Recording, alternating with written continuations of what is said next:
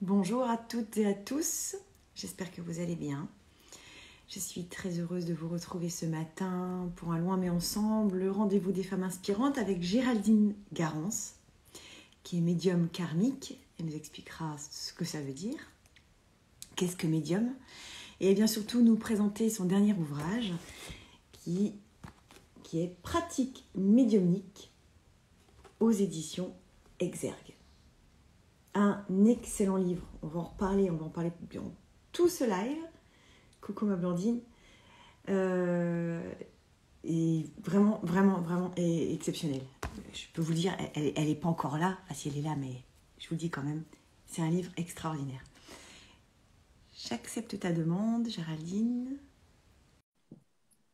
Géraldine va apparaître dans quelques instants. Coucou Caro. Bonjour Géraldine. Bonjour, bonjour Julie, bonjour à tous. Bonjour, je suis enchantée de t'avoir parmi nous ce matin, vraiment. Merci, moi aussi, oui. Merci d'avoir accepté mon invitation. En quelques mots, je vais juste raconter comment on est arrivé à se rencontrer et Oui. c'est grâce à ce livre-là dont nous allons parler aujourd'hui. C'est quand même partie des rencontres quand même dingues. Ouais, c'est clair. C'était il y a quoi, 15 jours, 3 semaines, puisque ça peut être un petit mois en tous les cas, un petit mois. Je vais à la gare de Lyon, comme je prends souvent le train à la gare de Lyon. Et je vais très souvent au relais de la gare de Lyon Hall 1, qui est absolument formidable. Ils ont une sélection de livres qui est vraiment top, que ce soit féministe ou aussi tout ce qui est ésotérisme, etc. Et bref, vous voyez, j'ai une collection de livres et encore, on n'a que 1/10 de ce que j'ai derrière. J'ai des tonnes de livres. Et bref, mais quand même, je vais voir. Et là, je vois celui-ci, Pratique médiumnique. Oh, ça m'intéresse, ça. Je regarde, oh là là, il a l'air bien fait. Bon, puis j'ai ma petite voix intérieure qui fait non, quand même, je dis, sois raisonnable, arrête tes bêtises, arrête d'acheter des bouquins, arrête. Et finalement, non, j'ai une autre voix qui fait, mais si, prends-le, tu verras après. Et je l'ai lu entre l'aller et le retour de ce train que je prenais, c'était le retour de ce week-end, et j'ai lu ton livre, mais je l'ai dévoré en fait, je ne l'ai même pas lu, je l'ai dévoré. Je l'ai trouvé à la fois simple, clair, efficace. Enfin, tout de suite, je veux dire, tu n'utilises pas des mots qu'on ne pourrait pas comprendre. C'est vraiment complètement accessible au commun des mortels, j'ai envie de dire, et moi en particulier. Et je le trouve clair, plein de bienveillance, C'était une immense joie de lire ce livre. Voilà. Et donc, dans le train, en le lisant, je t'ai écrit, tu m'as très gentiment répondu. Et nous avons commencé Merci. Voilà. Merci beaucoup. De toute façon, moi, je fonctionne toujours au cœur et à l'intuition. Et je sais que, voilà, tu m'as écrit, je me suis dit là, ça match, il faut qu'on fasse un truc ensemble. Voilà, moi, je fonctionne toujours comme ça. Donc, effectivement, c'est fluide, ça passe très bien, c'est très sympa. On a même eu quelques petits échanges, du coup, beaucoup plus privés. Enfin, voilà, je trouve ça fluide et je trouve ça sympa. Voilà, voilà. Et puis bon, du coup, ça a débordé parce que tu es venu à moi quelque part grâce à ce livre. Et puis finalement, tu t'es dit, mais elle a fait aussi un livre sur les flammes jumelles. Mais qu'est-ce que c'est les flammes jumelles? Ah, puis il y a un tarot. Ah, et puis voilà. Puis c'est parti comme ça. Et je trouve ça très très sympa. Voilà, je fonctionne toujours comme ça de toute façon. Mais on va y revenir justement. Ouais. On va parler ensuite de tes autres ouvrages, évidemment. On se concentre un petit peu sur celui-là pour le moment et on attaquera sur les autres après. Avant de parler de pratique médiumnique, puisqu'on me pose encore la question, pratique médiumnique, édition Exergue, est-ce que tu peux nous parler un petit peu de ton parcours? Oui, alors mon parcours de femme, mon parcours de médium, mon parcours d'humaine. Exactement. Alors moi je suis donc médium karmique, c'est-à-dire que j'ai la grande possibilité et chance de pouvoir communiquer avec d'autres plans de conscience, notamment avec les guides de lumière, avec les personnes décédées, avec certains maîtres ascensionnés, notamment Maître Jésus, et puis avec essentiellement l'archange Saint-Michel et l'archange Uriel. Voilà. Et je dis karmique parce que je m'occupe en fait surtout de l'âme, c'est-à-dire que je vais voir dans les vies antérieures des gens. Voilà, je vais soigner l'âme par rapport aux vies antérieures, aux réincarnations, voilà, et aux autres plans de conscience. Voilà. Et je suis médium depuis petite. alors que je suis née dans une famille relativement rationnelle, enfin surtout mon père qui est un croyant, enfin qui ne croit vraiment en rien, qui est extrêmement rationnel et intellectuel, on va dire ça comme ça. Et donc je n'ai pas du tout été élevée dans une mouvance, on va dire religieuse, voilà, parce qu'à l'époque je faisais l'amalgame entre la religion et la spiritualité, alors que ça n'a absolument, bien évidemment, rien à voir. Voilà, et puis j'ai même fait des études de droit. Moi, j'adore le droit. J'ai embrassé une carrière de droit. J'adore ça. On peut pas être plus carré, hein. Moi, le droit, je m'éclate. Les courriers, les machins. Bon, voilà. Mais ça, c'était ma vie d'avant. Et puis, un jour, j'ai été rattrapée par la médiumnité. Ça m'a jamais totalement quittée, mais j'avais embrassé une carrière bien rationnelle et en même temps, je rêvais de bifurquer. Puis quand l'âme, on doit se recadrer sur notre chemin de vie et d'âme, et ben voilà, les opportunités se présentent. Ça n'a pas été facile. C'est pas style une opportunité qui se présente et paf, je bascule de ma vie bien rationnelle où je faisais du droit, tout ça, à hop, médium. Non, non. J'ai eu mes guides m'avaient dit tu peux quitter, si tu le souhaites, ton travail actuel et tu peux aller vers la médiumnité. Moi, je leur avais dit ouais, pas de souci, mais vous me prouvez que ça va fonctionner parce que je vais pas aller quitter un truc bien rationnel. Moi, j'ai des factures à payer, j'ai voilà. Voilà, donc vous me prouvez que ça va fonctionner, que je peux aller vers la médiumnité et je quitte tout, effectivement. Et là, ça a commencé comme ça. Ils m'ont dit non, non, en fait, t'as rien compris. On te demande d'avoir la foi. Je dis la foi. Ils disent oui, si on te dit là de sauter dans le vide, tu le feras. Je dis bah non, je veux pas. Il me dit bah tu as tort. Tu devrais le faire en étant certaine qu'on va te rattraper. C'est ça la foi. Et donc là, on ne te demande pas de te prouver que la médiumnité, ça va fonctionner pour toi et que tu vas pouvoir aller par là. On te demande d'y aller et de voir qu'ensuite, tu avais raison d'avoir suivi ton appel. Et là, je me dis, ah ouais, ok. Et je me suis dit, ben, tout mon chemin, ça va être comme ça. Ils m'ont dit, oui, oui, c'est le chemin pour chacun. On demande la foi pour pouvoir avancer en étant connecté de plus en plus à son âme. Voilà. Et alors, quand tu étais petite, quand tu dis j'étais médium de petite, ça se manifestait comment pour toi?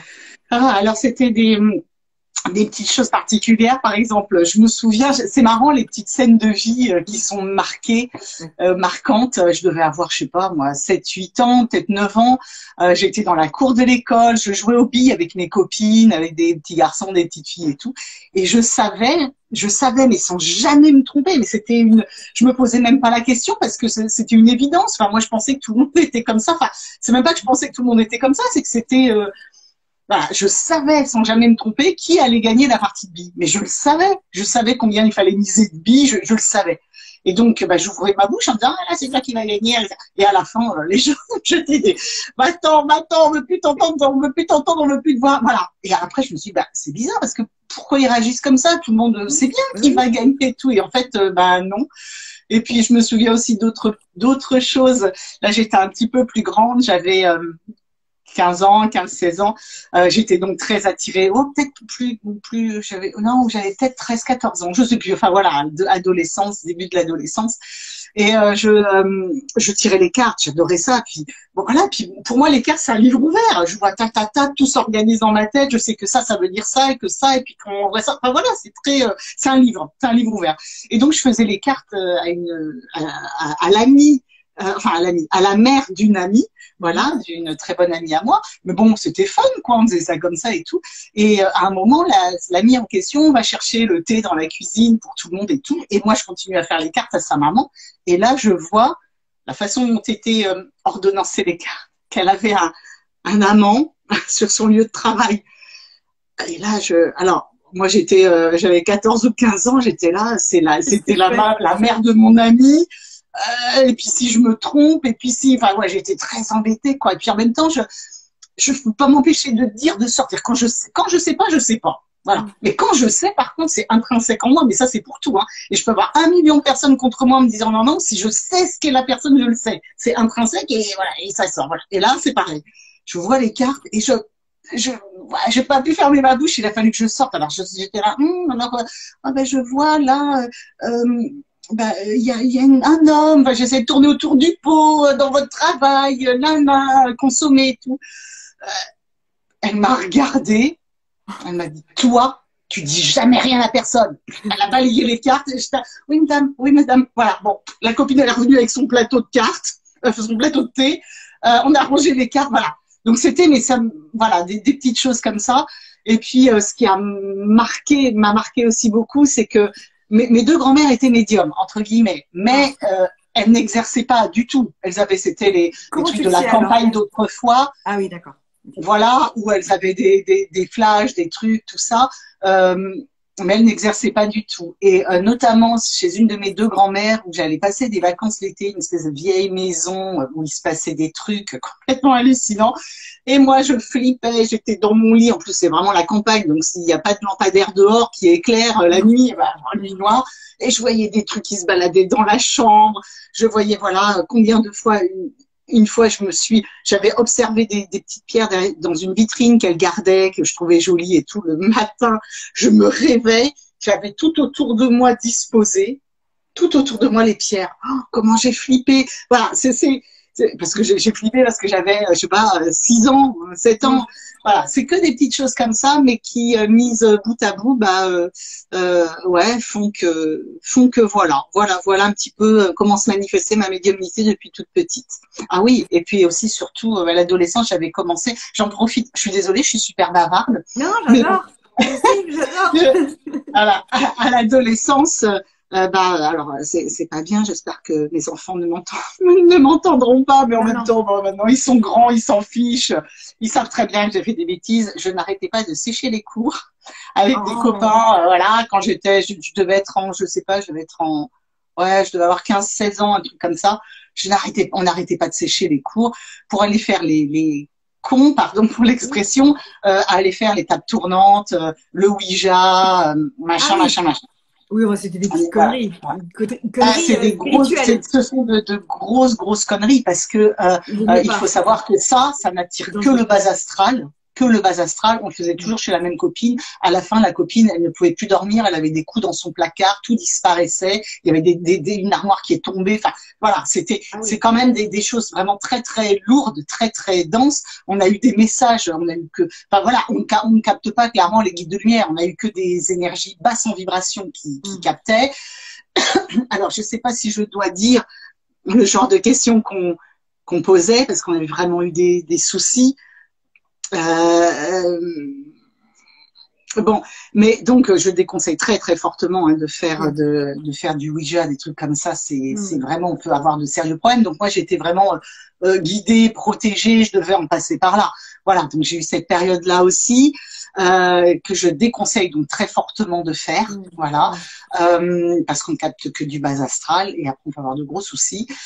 Et puis je faisais aussi dès l'adolescence, j'ai fait beaucoup d'écriture médiumnique. Enfin. Non, je faisais de l'écriture automatique, pas de l'écriture médiumnique. Je vais pas expliquer ici ce qu'est la différence entre écriture médiumnique, écriture automatique, écriture inspirée. Oui, voilà. Tu l'expliques très bien là, dans ton livre. Voilà, j'explique en détail là-dedans avec tous les protocoles à faire, toutes les protections à prendre pour faire de l'écriture, tout ça. Bon, donc là, je vais pas réexpliquer ça là, mais simplement, je faisais de l'écriture donc automatique. Et c'est pareil, je captais des trucs machin, et des fois je me suis fait peur aussi. Donc effectivement, ça rejoint mon livre. On peut pas faire n'importe quoi en écriture médiumnique. Enfin, l'écriture automatique se fait quasiment plus d'ailleurs. Mais voilà, donc depuis jeune, en fait, voilà, je faisais. Moi, je vais n'importe où en boîte, je prends un stylo, je peux écrire. Hein, voilà. Et quand tu dis écriture automatique, tu parles pour toi, c'est-à-dire que ça se fait plus. Pour toi, ça se fait plus. Ah non, mais ça se fait plus pour toi. Pour moi, ça ne se fait plus. Les médiums ne font plus d'écriture automatique. Ça se fait quasiment plus. Maintenant, ce qui se fait, c'est de l'écriture médiumnique ou écriture inspirée. J'explique tout ça, dans le livre. Oui, dans le livre aussi. Ouais. Parce que, en fait, la différence. Bon, moi, oui, on peut le livre, donc je connais la différence. Oui. Mais pour toi, en tant que médium, est-ce qu'il y a une grosse différence entre les deux? Oui, parce que l'écriture automatique, c'est très fastidieux, c'est très très fastidieux, tant pour l'entité qui investit la matière pour faire bouger le stylo, tout ça, que pour le médium, parce que l'entité elle se repose sur le médium, donc elle appuie sur ses énergies vitales en fait. Donc ça peut être très fastidieux. Voilà, donc c'est pour ça que ça ne se fait quasiment plus, puis c'était très lent, très long, voilà, j'explique exactement ça prend source essentiellement avec Alan Kardec, tout ça, j'explique tout ça. Et l'écriture médiumnique, c'est beaucoup plus léger, puisque l'entité ou le guide de lumière s'appuie sur notre psychisme, en fait. Voilà. Donc, là, il n'investit pas la matière comme avec l'écriture automatique, en fait. Voilà. Donc, c'est beaucoup moins fatigant, en fait. Et d'ailleurs, dans tous les stages que je faisais, je leur faisais faire de l'écriture médiumnique. Et une fois que on a compris le truc et que c'est lancé, ça y est, clac, on capte et on peut écrire. Mais on ne faisait surtout pas d'écriture automatique, en fait. L'écriture automatique, souvent, c'est on capte des entités également et non pas des guides de lumière. Donc voilà, également. Ouais, là, la nuance. Ouais. Une grosse nuance, ouais, en effet. Ensuite, donc, tu te lances, tu apprends à avoir la foi, justement, dans ton chemin de vie. Allez, c'est parti. Yeah. Donc, tu quittes ton job d'avocate, mais vraiment, quasiment du jour au lendemain.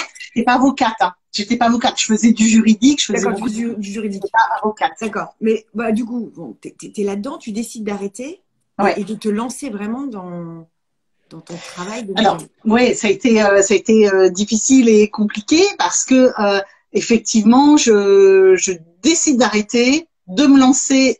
Alors moi, dans ma tête, je me suis dit, je vais ouvrir un cabinet de voyance. Voilà, je savais pas trop, je faisais pas la différence entre la voyance et la médiumnité, alors que ça n'a rien à voir. Et effectivement, c'est la médiumnité. Tu nous expliqueras d'ailleurs la différence. Ouais, alors j'en parle également dans le livre, mais je peux l'expliquer ici rapidement. Un voyant et un médium, ce sont deux choses différentes, puisque un voyant, comme son nom l'indique, il voit, donc il voit le passé, le présent, l'avenir. Il peut avoir des flashs sur de l'événementiel, du prévisionnel, des événements qui peuvent arriver ou qui sont arrivés. Voilà, il voit les choses. Alors qu'un médium, comme son nom l'indique, médium, ça veut dire au milieu d'eux. Quand on est un médium, on est un intermédiaire, en fait, entre deux plans de conscience. Et le médium, il est donc l'intermédiaire entre différents plans de conscience. Il capte des infos qu'il retransmet. Voilà. Donc, quand on parle de médium, on parle souvent on pense tout de suite au médium qui communique, par exemple, avec les personnes décédées. Parce que oui, il est l'intermédiaire entre le plan où se trouvent les personnes décédées. Je vois plein de petits cœurs passés, j'adore, merci beaucoup. Ouais, il y en a plein, ouais, c'est chouette. Ouais. Donc, il est l'intermédiaire entre le plan des personnes décédées, il capte les messages et il les retransmet après sur notre plan terrestre. Voilà, donc c'est un intermédiaire. Mais le médium, il n'est pas simplement médium par rapport aux personnes décédées. Il peut être médium avec des animaux, par exemple. Il y en a qui canalisent, qui communiquent avec les animaux. Il peut être médium avec les maîtres ascensionnés ou les guides de lumière. Enfin, voilà, il peut être médium avec tout ce qui est intraterrestre et élémentaux, c'est-à-dire les fées, les elfes, les lutins, etc. Il peut être médium parce qu'il peut capter des extraterrestres également. Enfin, la médiumnité, c'est très vaste, c'est très large et il y a des médiums qui sont médiums uniquement quand ils font de la musique, par exemple, ou quand ils peignent, quand ils sont carrément inspirés. D'autres, ils vont être médiums uniquement par l'écriture médiumnique. D'autres, ils vont entendre. D'autres, voilà, c'est très, très vaste, en fait. Ouais. En effet. Mais ça, on est d'accord qu'on ne le choisit pas. On va dire que c'est... Alors, c'est un choix d'âme. C'est un choix d'âme, effectivement. C'est-à-dire que rien n'est hasard. C'est un choix d'âme, la médiumnité. Moi, par exemple, je parle de mon cas parce que je me connais. J'ai eu plusieurs incarnations précédentes où j'ai déjà utilisé la médiumnité et je ramène ce bagage parce que ça m'est encore utile dans cette vie-là. On ramène le bagage qui nous est utile. C'est-à-dire que dans une autre vie, j'ai peut-être été une violoncelliste hors pair, mais ça ne m'est pas utile là, dans cette vie-ci, donc je joue comme un pied. Voilà, on ramène ce qui nous est utile. Après, par contre, la nuance que je porte avec la médiumnité, c'est que on est tous médiums. On est tous plus ou moins médiums. Les médiums ne sont pas des élus, pas du tout, du tout. On utilise, je sais plus, 10, 12, 15%, peut-être moins de notre cerveau. La médiumnité est une aptitude naturelle. Et d'ailleurs, compte tenu des énergies actuelles, ça va se développer de plus en plus. Et bientôt, les gens seront tous médiums. On sera tous télépathes, on sera tous médiums. Ce sera monnaie courante. Donc, le médium n'est surtout pas un élu. Et justement, mon livre permet de se mettre le pied à l'étrier pour pouvoir développer ces capacités qui sont déjà naturelles. Si les personnes qui regardent cette vidéo, par exemple, les personnes qui vont tomber sur mon livre ou même sur d'autres vidéos, enfin, c'est qu'il y a quelque chose qui les interpelle. Donc, c'est certainement qu'elles sont prêtes, en fait. Mais la médiumnité, tout le monde est médium. Et je reprends à chaque fois cet exemple, mais je le trouve hyper parlant. Un sportif de haut niveau, il ne devient pas sportif de haut niveau comme ça, pas du jour au lendemain. Il devient un sportif de haut niveau parce qu'il s'entraîne. voilà, même s'il a des dispositions ou des prédispositions au départ. On peut avoir des prédispositions au départ et ne jamais devenir sportif de haut niveau. Voilà, il faut de l'entraînement, de l'entraînement. Voilà. La médiumnité, c'est pareil, mais pour toute chose, c'est pareil. On a la disposition, on a ça à notre disposition, et après, qu'est-ce qu'on en fait? Et donc, les personnes qui sont attirées par ça ou qui font des rêves un peu particuliers, on a tous eu une intuition fulgurante, ça nous est tous arrivé. On a cette possibilité. Après, ben, qu'est-ce qu'on en fait? Et si vous voulez la développer, oui, ça fait partie du parcours du chemin spirituel. Et donc, par exemple, mon livre, mais il n'y a pas que mon livre, il y a plein de possibilités pour développer la médiumnité. Après, mon livre vraiment condense énormément d'exercices, de conseils, de choses comme ça. Mais à la base, on est tous médiums. Voilà. Il y a une question très intéressante qui est apparue à un moment donné. Ouais. Attends, parce que ça va un peu trop vite. Ah, tous les cœurs, j'adore. Merci. Oui, des cœurs, on aime bien. Bonjour. Est-ce que notre médiumnité peut être bloquée par des expériences de vie antérieure? Oui, tout à fait. Par exemple, si on n'a pas été gentil dans une vie antérieure, dans celle-là, bam, t'es puni. Alors, c'est pas comme ça que ça se passe parce qu'il n'y a pas de karma punitif. En fait, pour l'âme, on vient et on vit des expériences. Pour l'âme, c'est ni bien ni mal, c'est juste des expériences d'âme. Et après, on rectifie le tir parce qu'on a envie d'expérimenter autre chose ou une autre facette de ce qu'on a déjà expérimenté si on s'est un peu raté, quoi. Voilà, mais c'est pas punitif. Et effectivement, la médiumnité peut être bloquée parce que il est possible que ça vienne de vie antérieure où on a mal utilisé la médiumnité, où on a été un peu dans le dark, dans le sombre, par exemple, mais pas ni bien ni mal. C'est juste parce que l'âme, elle avait envie, besoin d'expérimenter ce genre d'expérience. Pour aller vers la lumière, il faut connaître l'ombre, parce que sinon on n'a pas de moyen de comparaison. On est obligé de passer par toutes les phases, donc c'est ni bien ni mal. Mais par contre, effectivement, peut-être qu'on s'est fait peur aussi sur des vies antérieures par rapport à notre médiumnité qui nous a dépassés, etc. Et donc, en prendre conscience, aller travailler peut-être sur cette vie antérieure, aller poser un pardon, en fait, c'est surtout ça, bah oui, on s'est peut-être raté dans cette vie antérieure, bah oui, on a peut-être eu peur, oui, on n'a peut-être pas compris, on se pardonne, on s'aime, voilà. Et donc, on se pardonne. Et à partir de là, on demande, on se dit, OK, voilà, normalement, ça peut revenir et se débloquer. Tout à fait. Ouais. Donc, surtout, rien n'est figé. Rien n'est figé, absolument. Ouais.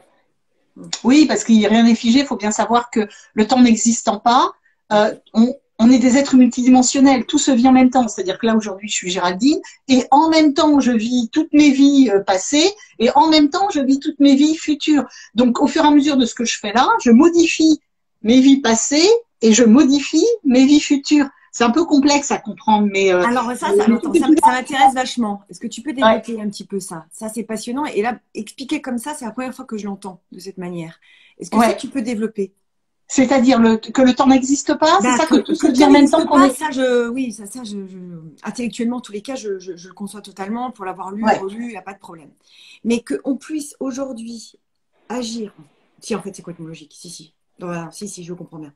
En fait, en agissant aujourd'hui correctement, avec du sens, en étant aligné, finalement, c'est comme si on réparait les vies précédentes, c'est ça. Et on agit effectivement pour que les vies futures soient plus… Voilà, c'est ça. Mais pour que ce soit peut-être plus compréhensible, on peut le prendre juste au niveau de notre vie même. Et après, ça s'applique également aux autres vies. C'est-à-dire que là, actuellement, dans notre vie actuelle, si on fait au présent des choses pour comprendre, pour assimiler, par exemple, notre passé, ça le répare. Et puis, du coup, ça modifie notre futur parce qu'on a peut-être moins de colère, moins de haine et on prend un autre chemin, par exemple. Ne serait-ce que, voilà, au niveau de notre vie actuelle, ça se joue comme ça. Donc, après, on élargit et au niveau de nos autres vies, de notre vie d'âme, et ben, ça se passe de la même façon. Parce qu'en fait, ce qu'il faut pas confondre, c'est souvent les gens ont du mal à appréhender la vie de l'âme, qui est le vrai moi, et la vie de la personnalité terrestre. Aujourd'hui, je suis Géraldine, il y a 30 vies, j'étais peut-être Gertrude, et dans 50 vies, je vais être Robert. Enfin, voilà, ça c'est la personnalité terrestre, mais l'âme qui passe à travers toutes ces incarnations, c'est mon vrai moi. Et c'est celle-là auquel il faut se connecter à chaque fois, finalement. Voilà. Et on souffre dans notre incarnation, on souffre avec notre personnalité terrestre, mais on ne souffre pas avec l'âme. L'âme, elle vient juste vivre une expérience, c'est ni bien ni mal. C'est nous, après, avec nos idéaux, nos désirs, etc., qui faisons qu'on souffre, mais avec la personnalité terrestre. Pas avec l'âme. C'est ça, il faut toujours prendre le recul nécessaire, en fait. Il y a une autre question qui apparaît très intéressante. Pourquoi on ne se Ah, souvient j'adore pas... tous les cœurs. Ouais, c'est vrai que c'est vachement agréable. Pourquoi on ne se souvient pas de nos réincarnations?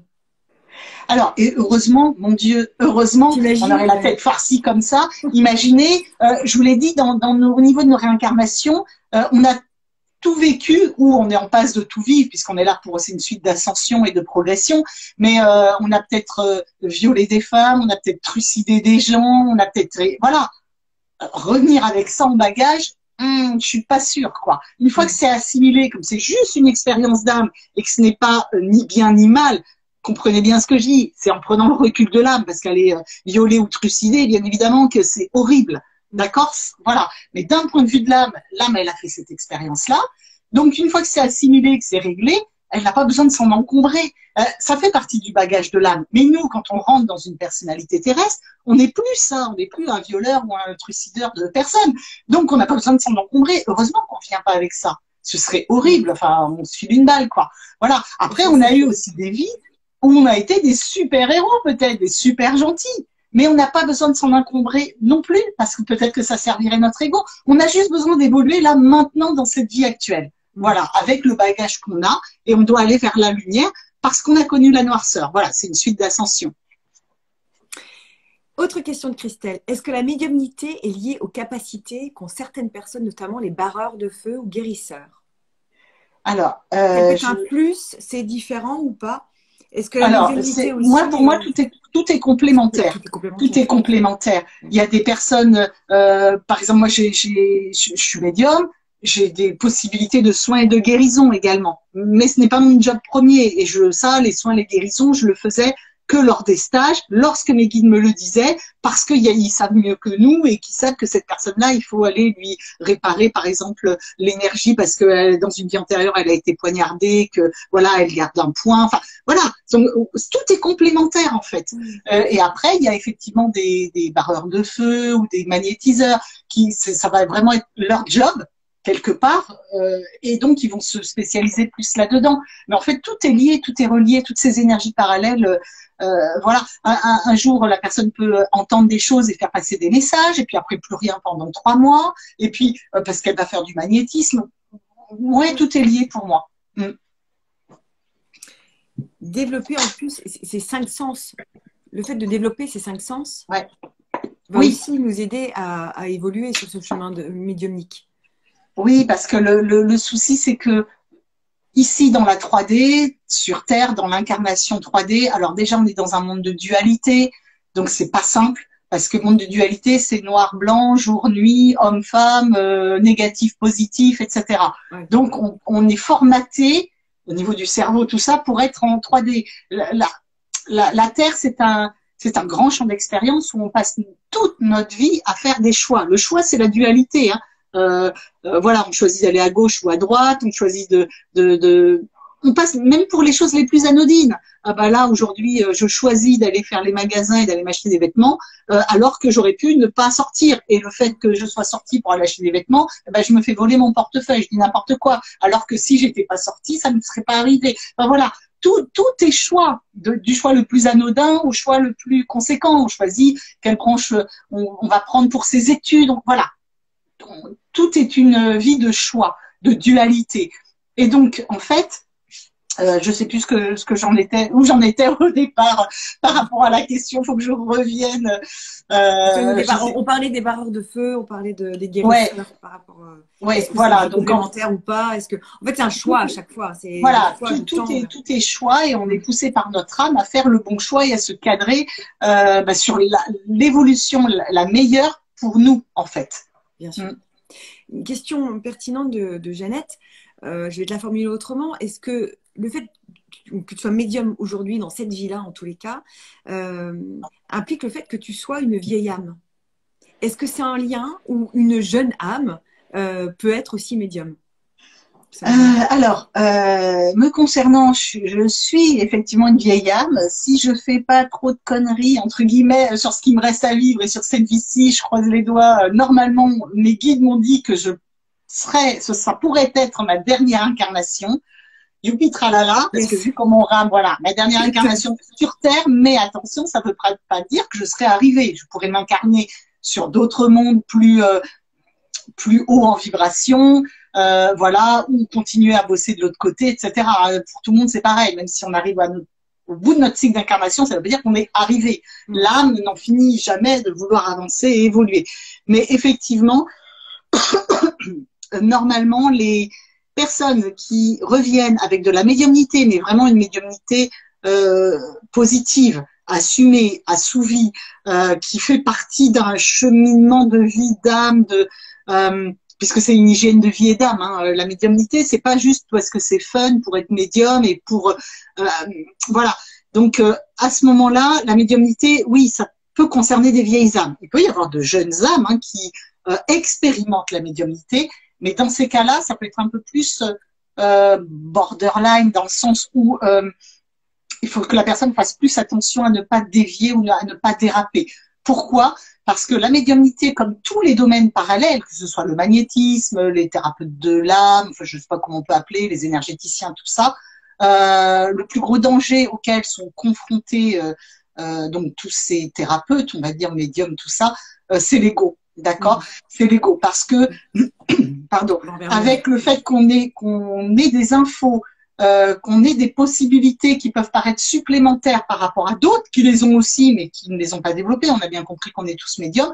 Eh bien, on peut prendre un ascendant sur la personne et ça peut être hyper dangereux, tant pour soi que pour l'autre, bien évidemment. C'est-à-dire qu'une personne qui veut être médium parce que c'est fun, etc., elle se trompe.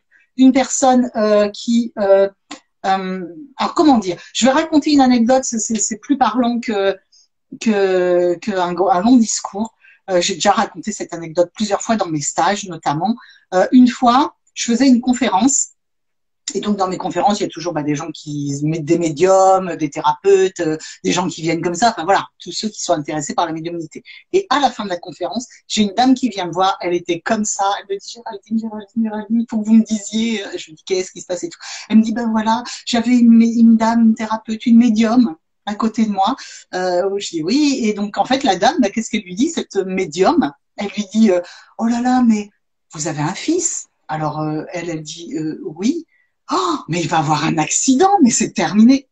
L'autre, elle était comme ça. Donc ça, ce genre de thérapeute, ce genre de médium, c'est une personne qui est à fond dans l'ego et elle est en train de rater son incarnation parce que l'autre personne, la maman, elle avait rien demandé. On ne peut pas faire de la médiumnité sauvage comme ça parce que l'autre, elle avait rien demandé.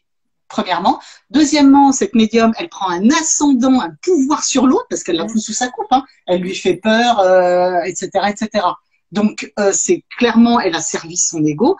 Troisièmement, si vraiment elle est médium, alors elle peut être médium. Le problème, c'est que c'est ce que j'explique dans mon livre. Hein. Il faut aller taper dans le haut du panier parce qu'on est médium, on est médium. Mais si on va taper dans le bas du panier, la médium en question, si elle est vraiment médium, elle a été captée du bas astral qui lui a raconté n'importe quoi. Parce que les guides de lumière savent les événements, savent l'avenir, mais ils savent aussi que tout est toujours en mouvement et tout est toujours fluctuant. Et donc, dans leur sagesse inouïe et infinie, ils vont pas aller raconter à l'autre qui a rien demandé que son fils va mourir. Je vois pas où est trop l'intérêt de l'évolution. Voilà, un guide de lumière, il va jamais faire ça. Donc, ça veut dire que cette fameuse médium, elle a capté du bas astral qui lui a dit n'importe quoi, parce que sur ce plan de conscience, ils ne savent pas les choses et que ils ont simplement flatté son ego à cette médium qui s'est senti investi d'une mission d'aller dire à l'autre machin nanana et qui est à fond dans l'ego. Et donc moi, j'ai eu beau rassurer, je voyais rien de négatif pour cette personne honnêtement. Donc je l'ai rassurée. Mais le problème, c'est que l'épine ou le poison est inséminé parce que la personne, elle peut se dire, Géraldine, elle me dit juste ça pour me rassurer, pour me faire plaisir, ou alors c'est parce qu'elle le voit pas, parce qu'effectivement, je suis pas Dieu non plus et que ça va se produire dans 5 ans, etc.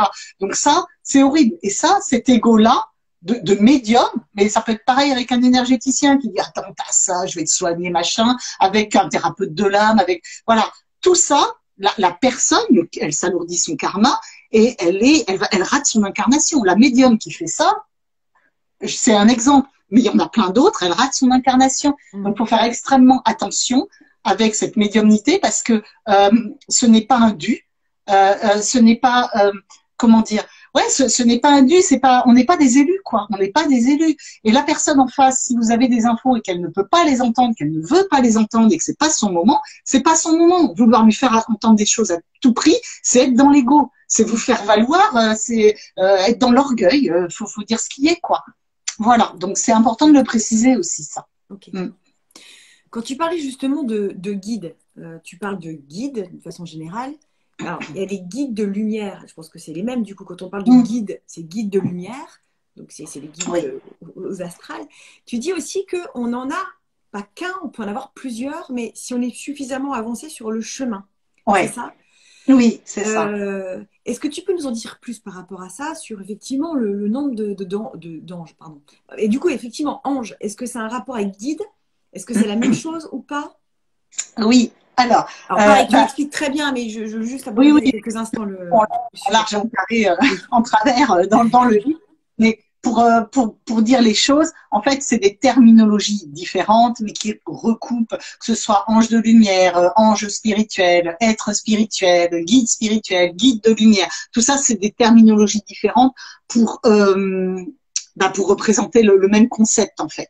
Après, c'est vrai que quand on parle d'ange, ange gardien, tout ça, ça a peut-être plus une connotation religieuse. Tout de suite, on Mm. s'imagine des anges avec des ailes, voilà. Alors que les guides de lumière, enfin, voilà, c'est des ils sont vibrations, ils sont gouttes d'énergie, ils sont énergie en fait, Mm. et ils peuvent se représenter à nous, hommes ou femmes. Voilà, moi mon guide chouchou d'amour que je qui m'a laissé maintenant entre guillemets, non je plaisante, il m'a pas laissé, mais il va qu'à d'autres occupations, et bon, j'ai d'autres guides qui viennent qui sont venus à moi là depuis quelques années. Bah, des fois il se représentait avec des grandes ailes d'ange dans le dos, et quand il me prenait dans ses bras et qu'il m'enveloppait, j'étais là, voilà. Et en plus, en général, la cerise sur le gâteau, c'est que les guides de lumière, qu'ils se représentent hommes ou femmes, sont merveilleusement beaux. Donc, bosser avec des Apollons, je vous garantis que ça ne gâche rien, quoi. Ils sont super beaux, mais ils sont tellement amour intérieurement, ils ont tellement gagné en amour, en compassion, ça se retranscrit à l'extérieur d'eux, quoi. Mm. Voilà. Et donc, les guides de lumière, on peut en avoir, alors, on en a tous un. Au minimum, on en a tous un. Tous, on a un guide. Même le pire Même les des méchants. assassins, voilà, même les méchants, Mm. le pire des assassins a son guide de lumière qui le guide, qui le protège, qui lui essaye de lui faire prendre le bon chemin, etc., tout en respectant bien sûr son libre arbitre. Mm. S'il l'obligeait à être dans le droit chemin, ce serait un dictateur, le guide serait plus un guide. Mm. Donc, il respecte le libre arbitre, mais il l'incite à prendre le bon chemin. Bon, voilà. Et l'assassin, il va se tromper. Encore une fois, d'un point de vue de l'âme, c'est juste une expérience d'âme. C'est ni Oui. bien ni mal. D'un point de vue terrestre, bien évidemment, la personne va être punie en prison et tout à fait Mm. normal. Hein. Mm. Ne Mm. me faites pas dire ce que j'ai pas dit, prenez bien le recul de l'âme. Mais Évidemment. voilà. Donc, tout le monde a obligatoirement un guide de lumière. Et puis, en fonction de notre évolution spirituelle, en fonction de ce pourquoi on est revenu sur Terre, donc en fonction de nos missions de vie et d'âme, on peut avoir un deuxième guide. Il ne nous apporte pas les mêmes choses. On peut avoir 3, 4 guides. Voilà. Moi, perso, j'ai 4 guides, par exemple. J'ai 4 guides de lumière avec moi actuellement. Voilà. Mais tout dépend de chaque personne et de l'avancement surtout de l'âme. Voilà. Et de Et, la et, direction de vie. et les quatre, c'est pas toujours les mêmes quatre qui vont rester auprès de toi. Ah si, j'en ai 4. Ouais. Alors, ils vont Et mes quatre qui sont là depuis la naissance et qui te non, quitteront au moment de ta mort, non. Non, c'est ça. non. Voilà, ils restent, Le tour. ils ne changent pas de guide tous les 4 matins. Voilà. Donc, on peut avoir le même guide sur plusieurs vies, par exemple. Dès notre naissance, on a un guide de lumière. Moi, j'avais mon guide chouchou d'amour, Carius, voilà, qui maintenant va qu'à d'autres occupations Mm. et qui revient me voir de temps en temps, tout ça, que j'ai gardé jusqu'à quasiment, que j'ai gardé jusqu'à il y a 3-4 ans. Voilà, j'ai changé de guide de lumière il y a 3-4 ans. Mais j'en avais d'autres déjà qui s'occupaient aussi de moi, tout ça. Mais celui-là, c'était mon guide chouchou d'amour, mon référent. Alors, je dis ça avec beaucoup d'humour parce que bien évidemment que les guides ne nous appartiennent pas. Hein, c'est purement humain de penser que c'est mon guide à moi, alors que non. Hein, souvent, il va qu'à d'autres occupations en même temps. Ils ont peut-être, et ça arrive, d'autres protégés comme nous. Voilà. Il n'y a pas d'attachement humain. Par contre, ils ont un amour, un rayonnement inconditionnel. Et nous, on a tendance à dire c'est mon mien, c'est à moi, machin. Alors que bien évidemment non. Je le fais avec humour. Hein. Voilà. Bien sûr. Donc voilà. Et j'ai eu, alors pas au début de ma vie, mais depuis une quinzaine d'années, j'avais 2 guides, 3 guides. Voilà. Maintenant, j'en ai 4. Peut-être parce que j'ai des missions de vie et d'âme à accomplir qui deviennent plus importantes compte tenu des changements vibratoires actuels et de tout ce que je dois véhiculer, donner aux gens. Voilà, je ne sais pas. D'accord. D'ailleurs, oui, tu expliques très bien, tu donnes un petit exercice pour connaître le nom de notre guide. Mais une question de Sandy qui demande comment on sait combien on a de guides. Alors, ben, ça, il faut développer sa médiumnité pour les sentir, les ressentir. Dans le livre, je donne un exercice très particulier pour ressentir physiquement son guide de lumière. Donc, si vous avez plusieurs guides, à force d'entraînement, vous allez ressentir physiquement le guide et vous allez percevoir que c'est pas la même vibration, c'est pas la même énergie, qu'il y en a un deuxième, par exemple. Voilà. Les guides de lumière, ils ont intégré, ils ne sont pas dans un monde de dualité comme nous, donc c'est pas un homme ou une femme. Vous avez bien compris qu'ils sont vibration, énergie. Mais pour notre présentation, ils ont intégré en eux le principe féminin, le principe masculin. Mais ils peuvent avoir une tendance encore plus ou moins pour le féminin ou le masculin. Donc ils vont se présenter à nous comme un homme ou une femme, par exemple. Donc dans les ressentis du guide, dans l'exercice, par exemple, qu'il y a dans mon livre pour ressentir physiquement le guide, on ressent si c'est une énergie plus qui paraît être plus dense, plus masculine, plus voilà, ou une énergie plus aérienne, légère, féminine finalement. Et puis c'est pareil dans les exercices qu'il y a dans le livre pour l'écriture médiumnique, j'explique beaucoup de choses par rapport à l'écriture médiumnique. Et donc à force, quand vous faites de l'écriture médiumnique, vous sentez s'il y a un guide, s'il y en a deux. L'écriture, c'est ce que j'explique dans le livre, peut changer. Donc, bah, forcément, si dans votre écrit, vous avez 2 ou 3 écritures, c'est qu'il y a 2 ou 3 guides qui se relaient, par exemple. Mais vous pouvez avoir aussi votre propre écriture, par exemple, ne jamais changer d'écriture et pourtant avoir vos guides. Et ils peuvent être plusieurs. Voilà, donc c'est toutes ces subtilités que j'explique dans le livre, mais qui fait que comment savoir si on a plusieurs guides de lumière? C'est ça. À force d'être médium, on le sait, on le sent. On sent que c'est pas la même énergie. On sent qu'ils sont plusieurs. Et puis dans les écrits, par exemple, en écriture médiumnique, je reviens à ça. Si vous écrivez avec votre guide et qu'il dit nous t'aimons, tout ça, bah, forcément nous, il parle pas de nous à sa personne particulière. Donc ça veut dire qu'il se fait le porte-parole et qu'il y a certainement un autre guide avec lui. Voilà, il y a plein de petites subtilités comme ça pour savoir. Ouais, c'est extra, mais c'est infini. Ouais. Je vais te garder toute la journée. On va rester ensemble toute la journée. J'ai tellement de questions et je ne suis pas la seule parce que toutes les personnes derrière leur écran là qui et moi je vois pas, j'ai plein de questions, ça ne s'arrête pas. Alors attendez. Alors oui, question, ça merci Léonore, merci beaucoup parce que j'avais une question par rapport à ça. Tu le dis d'ailleurs très bien, pareil, tu en parles dans le livre. Vraiment, lisez-le. Je peux vraiment que vous conseiller. Ouais, il est très médiumnique parce qu'il est très dense, il est très juste, il y a vraiment beaucoup d'infos. Il répond à énormément de questions qu'on peut se poser. Mais est-il possible qu'un de nos guides soit un aïeul? Tu dis que non. Mais alors, quand on parle par exemple, d'ancêtre guide, c'est faux alors? Ça n'existe pas? Alors, il y a plusieurs choses. Un ancêtre, quelqu'un de notre famille, peut être notre guide de lumière, mais dans ces cas-là, ça veut dire qu'il a terminé son cycle d'incarnation, qu'il a passé ses galons, entre guillemets, de guide de lumière, c'est-à-dire qu'il a épuré, mais en totalité, toute énergie négative, de sentiments négatifs, etc., puisqu'il n'est plus que pur amour. Donc, pour être pur amour, ça veut dire qu'on est proche de la source. Hein. Ça veut dire qu'on a sacrément évolué. Parce que sinon, une personne décédée qui n'a pas fini son cycle d'incarnation, qui n'a pas suffisamment évolué, elle a déjà son propre chemin à faire. Donc, elle va pas prendre en plus en charge d'autres personnes. C'est impossible. Ouais, voilà, parce que déjà, en plus, elle aiderait mal, parce que si elle n'est pas pur amour, elle va y mettre des connotations par rapport à son vécu, etc. Et c'est pas ce qu'on demande à un guide de lumière, c'est d'être amour inconditionnel, d'être amour pur, etc. Donc, c'est dans ce sens-là que ce n'est pas possible. Par contre, en accord avec le guide de lumière de la personne, on peut très bien avoir un aïeul, une grand-mère, enfin, quelqu'un de notre famille, n'importe, qui nous aide, nous protège et nous guide. Mais ce n'est pas notre guide de lumière, c'est une personne qui se réfère à notre guide de lumière pour envoyer de l'énergie, pour ceci, pour cela. Voilà. Donc oui, on peut avoir ponctuellement, notre papa, quelqu'un de votre famille que vous aimez, qui est de l'autre côté, qui continue à veiller sur vous, à regarder ce que vous faites, etc. Oui, qui peut vous donner un petit coup de pouce, mais voilà. Mais ça se fait avec l'accord de votre guide de lumière. Et ça se fera pas au détriment de la personne décédée si elle a elle-même encore un chemin, parce que de l'autre côté, il continue à bosser, quoi. Donc d'ailleurs, c'est même pas. Alors, du coup, tu es en train de nous dire que si on dit moi, je sais pas, moi j'ai mes grands-mères que j'adorais plus que tout. Par exemple, quand je leur dis des fois, tu peux pas venir un peu là, j'ai besoin de ton aide au secours.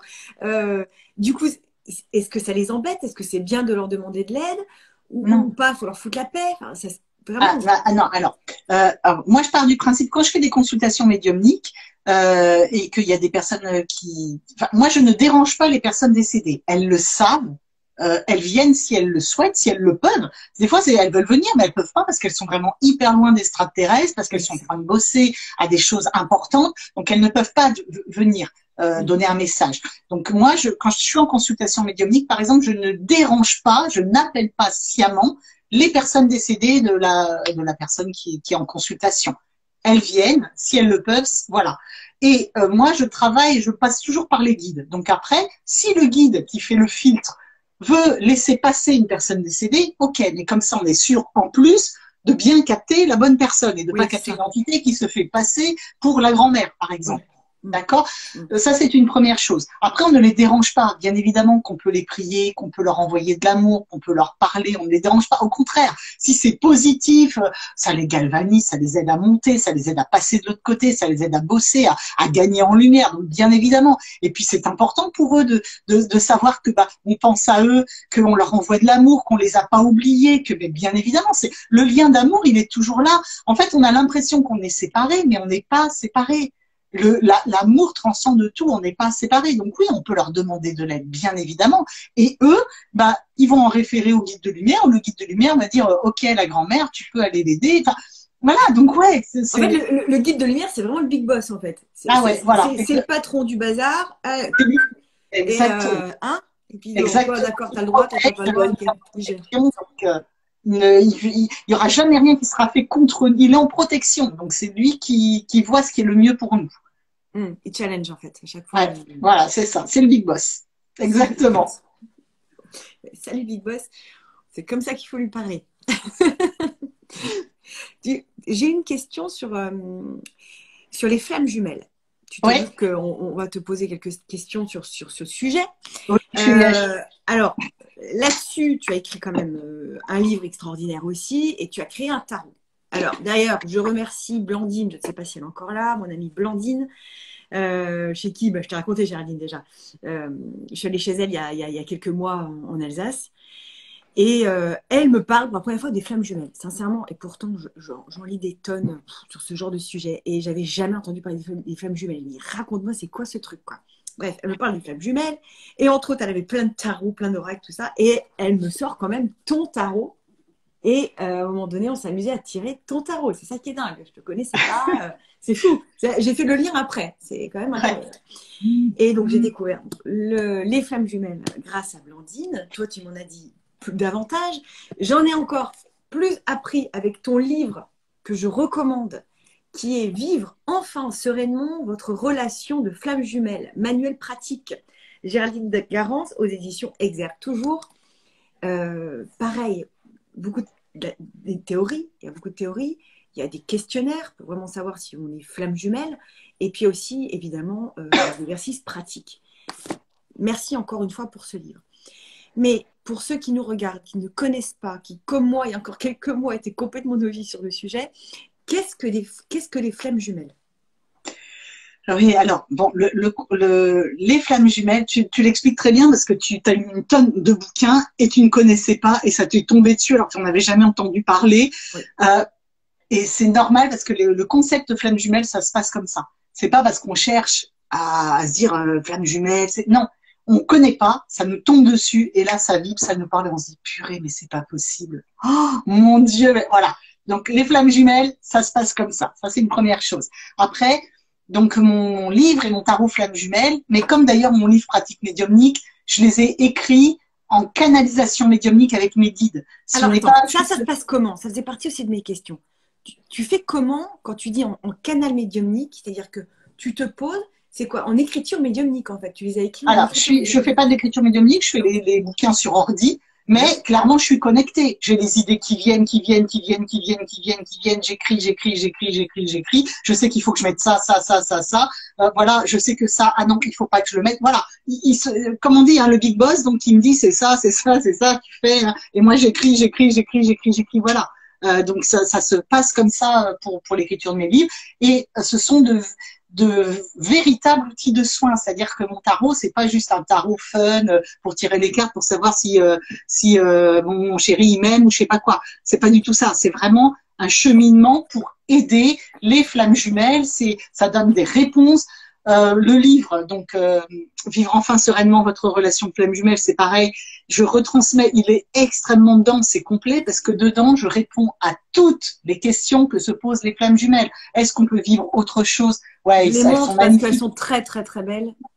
Et d'ailleurs, je dois dire que l'illustratrice, donc Bénédicte Gonzalez, c'est elle, j'ai fait appel à elle, hein, je l'ai contactée pour, elle y croyait pas quand elle me dit non, c'est vrai, tout ça. Voilà, j'ai fait appel à elle pour faire les illustrations, Bénédicte Gonzalez. Le tarot est magnifique, il est vibrant de lumière. Et Bénédicte Gonzalez, ouais, voilà, elle a fait le dos des cartes également. Voilà, je l'ai réglé pour sa prestation et donc voilà. Et elle fait également des toiles d'âme. Hein, je vous invite à aller voir sa page Facebook ou son compte Instagram.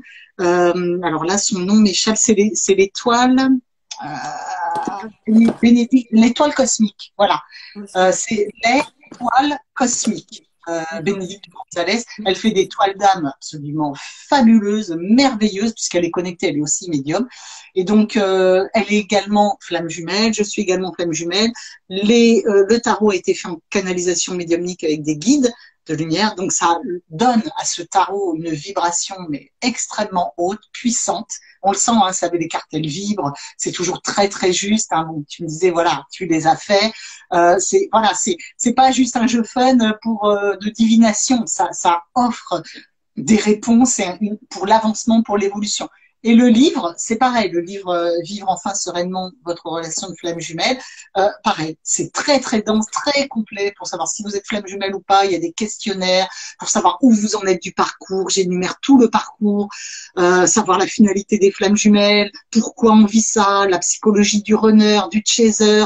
Enfin, c'est très très complet et c'est pareil, c'est des choses qui vont être dictées pour aider. Hein, voilà, c'est des outils de soins. Ouais, effectivement.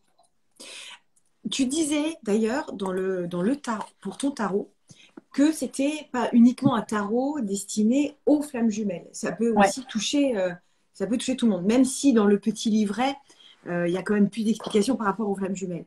Mais si je puis me permettre, en lisant ton livre, j'ai envie de dire quand même que tout le monde devrait lire ce livre parce que dans toute relation amoureuse, quelle qu'elle soit, flamme jumelle ou pas, tout ce que tu conseilles de faire et la façon d'agir, d'être en amour avec soi, d'être en connexion avec soi, finalement, c'est la base de tout.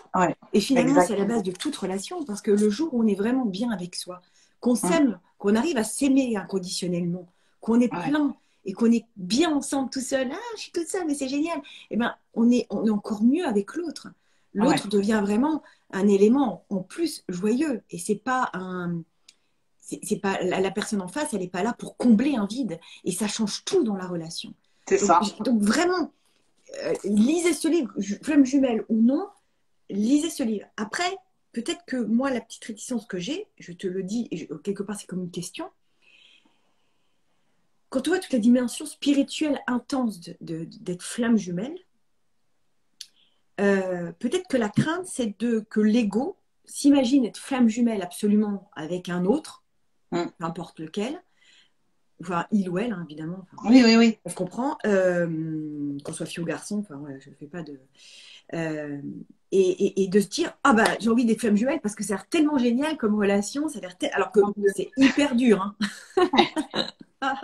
C'est hyper dur, mais c'est parce qu'après derrière c'est spirituellement mais hyper élevé, etc. Donc, qu'est-ce que tu penses de ça? Comment savoir? Alors bien sûr, tu as tous tes questionnaires pour savoir si on est flamme jumelle ou non, mais à un moment donné, quelle est la frontière entre ce qu'on souhaiterait et ce qu'on veut absolument croire et la réalité? Alors, la relation flamme jumelle, ce n'est pas fun du tout. Déjà, ce n'est pas ils se marièrent et eurent beaucoup d'enfants avec la maison, le chien, la voiture familiale garée devant et puis la balançoire dans le jardin. C'est pas du tout ça, une relation de flamme jumelle. C'est une relation karmique, c'est une relation extrêmement dense, riche, complexe et extrêmement souffrante. parce que on est là, la relation flamme jumelle est là pour nous faire bosser sur notre ego, pour nous aider à dépasser nos blessures, nos souffrances, etc. Le but, il est là. Le but, il n'est pas d'être ensemble, ils se marièrent et beaucoup d'enfants. Le but est de se trouver soi, de se compléter avec soi, et l'autre en face, il nous montre par sa façon d'être et des souffrances qu'il réactive, parce qu'il ne nous fait pas souffrir, l'autre. C'est simplement des souffrances qu'on a déjà en nous, parfois depuis plusieurs vies, et lui, par cet amour infini, réactive des souffrances qu'on a déjà, qu'on doit gérer, dépasser, etc. Pour se trouver soi. Donc, c'est vraiment une relation d'amour intense, parce que l'autre, par sa façon d'être, son encodage, la façon dont il est encodé, il appuie très exactement là où ça fait mal, pour nous obliger, voilà, à sortir en fait ce qui a travaillé, les blessures, les souffrances, pour que ça ne nous gêne plus, pour que l'ego ne soit plus aux commandes et qu'on soit un être divin incarné sur Terre, pour qu'on soit profondément dans notre âme.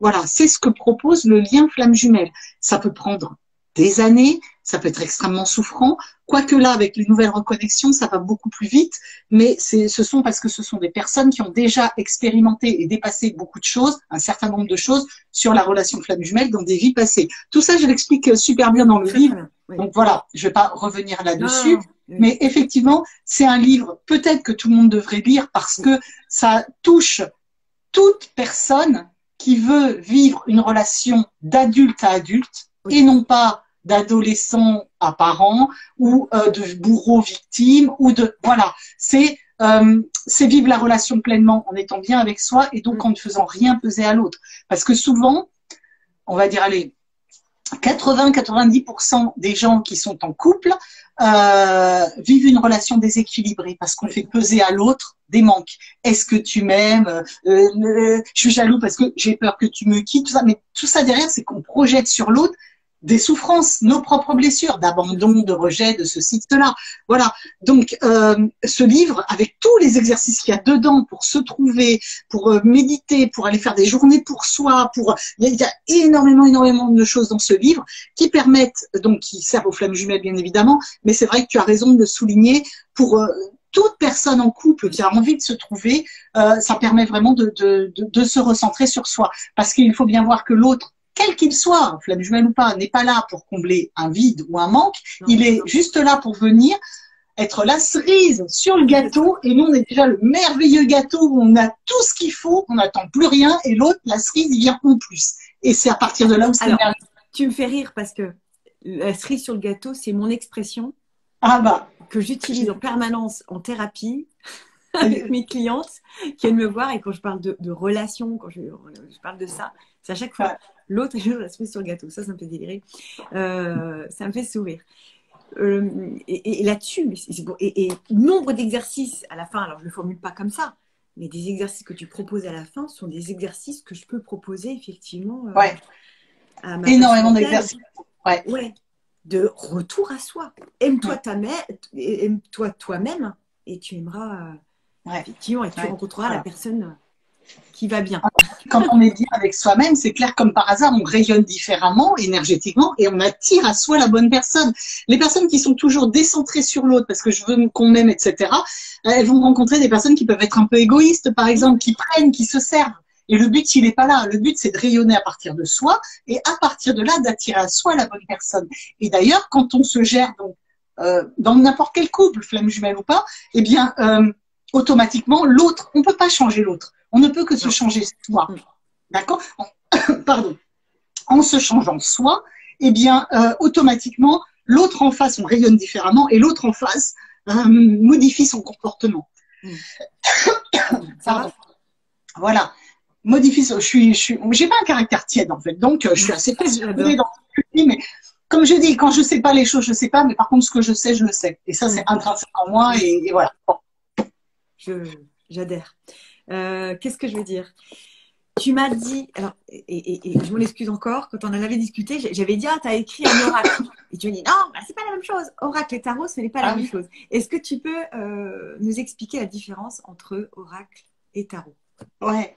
Alors, un tarot a obligatoirement 78 cartes. Voilà. Un tarot, ça a 78 cartes avec 22 lames majeures et 56 arcanes mineures, divisées en 4 catégories.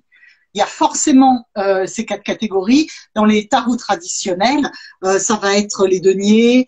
Alors je sais plus là, j'ai plus tout en tête, mais l'épée, les deniers, les épées, les coupes et les bâtons. Voilà, par exemple. Mais il y a aussi d'autres types de tarots où ça va être l'eau, l'air, le feu. Voilà. Moi, dans mon tarot flamme jumelle, c'est pareil. Il y a les 22 arcanes majeures, 56 arcanes mineures divisées en 4 catégories. Le fluide, la flamme. Je l'ai plus en tête là, je l'ai là. Bon bref, ça fait plus d'un an et demi qu'il est sorti. Mais voilà, obligatoirement. Fluide, flamme, l'éther, matière et l'éther. Voilà. Et l'éther. Ouais. Donc le tarot, il se construit comme ça obligatoirement avec ça va de l'as, le 2, 3, 4, nanana, le page. Voilà, le page, le chevalier, la dame, le roi, voilà. Obligatoirement, un tarot est construit comme ça. Donc, ça a une énergie extrêmement dense, très, très particulière. Parce que lorsque dans un jeu, on sort par exemple un as de denier, par exemple, ça n'a pas la même signification que le roi de denier. Le roi de denier, ça veut dire qu'il a fait tout le chemin, tout le tarot. C'est un roi. Alors que là, on commence l'énergie simplement. Donc, tout ça, c'est important à savoir. Et dans son jeu, si on a par exemple, je sais pas, beaucoup par exemple, pour reprendre mon exemple du tarot des flammes jumelles, si dans votre jeu vous avez beaucoup de fluide, de cartes de fluide, avec la dame de fluide, je sais pas, le chevalier de fluide, etc. Ben, ça veut dire qu'il y a une énergie particulière. Le fluide, ce sont les émotions. Ça veut dire que c'est ce qui ressort dans le jeu. Par exemple. Donc, c'est construit vraiment différemment. Les tarots existent depuis plusieurs siècles. Ils ont toujours été construits comme ça. C'est vraiment une énergie dense, importante.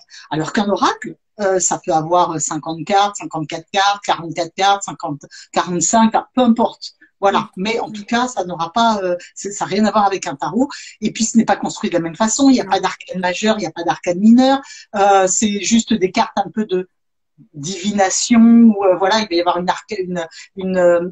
oracle avec voilà, la carte de l'amour qui sort et puis la carte de la trahison et puis voilà, ça n'a absolument rien à voir avec la construction d'un jeu de tarot en fait. Et toi, avant de créer ton propre tarot, tu utilisais par exemple le tarot de Marseille? Oui, bah d'ailleurs je faisais des stages.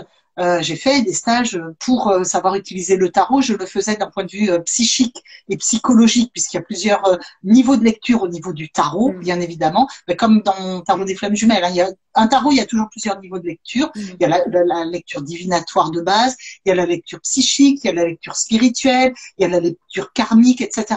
Donc j'ai organisé des stages avec le tarot de Marseille, pour expliquer les différentes lectures karmiques, psychiques, etc. C'est super intéressant. Hein. Ah, c'est passionnant.